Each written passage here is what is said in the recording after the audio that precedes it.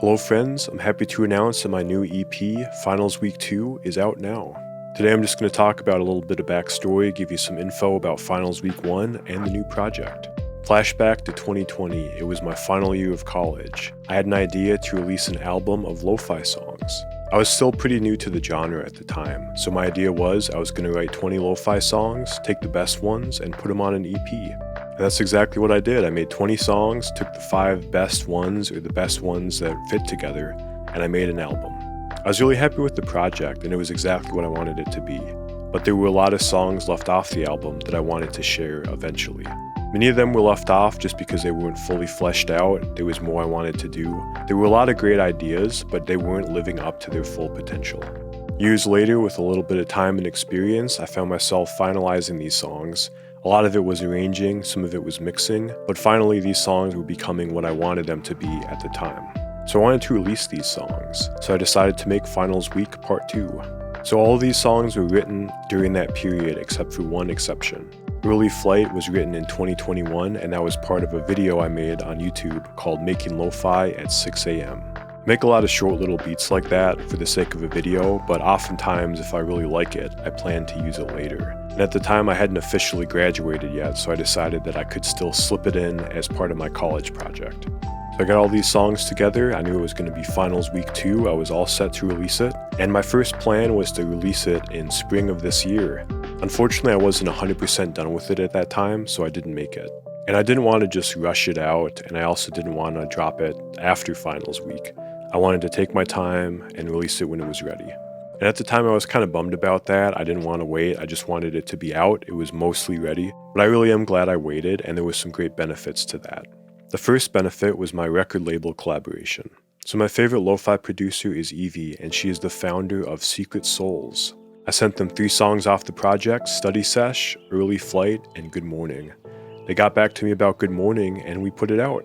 I'm just really grateful I was able to do that. It was very gratifying for me, not only to work with a record label, but work with a label that I felt so aligned with.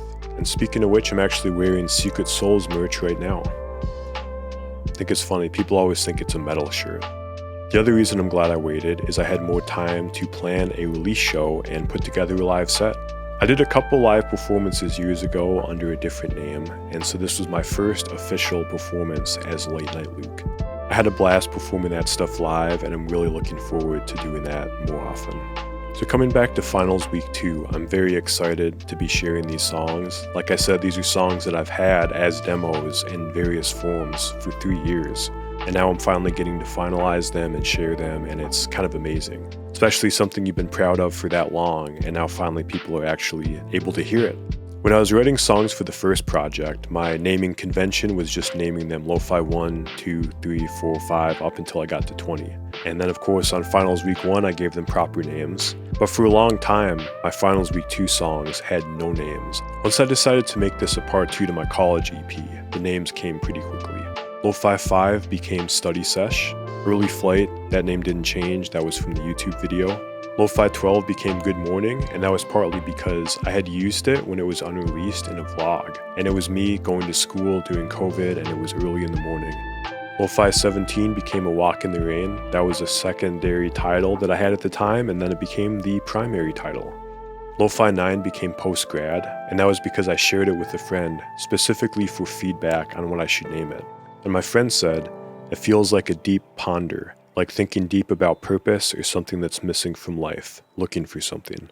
And since I was already connecting it to college, I connected it to that idea of you just graduated, you're kind of figuring out life and maybe thinking a little bit more deeply about what you want to do. And I thought it was a perfect name for it, very on theme and appropriate to the feel of the track. The final track on the project, Lo-Fi 15, became Free Lot.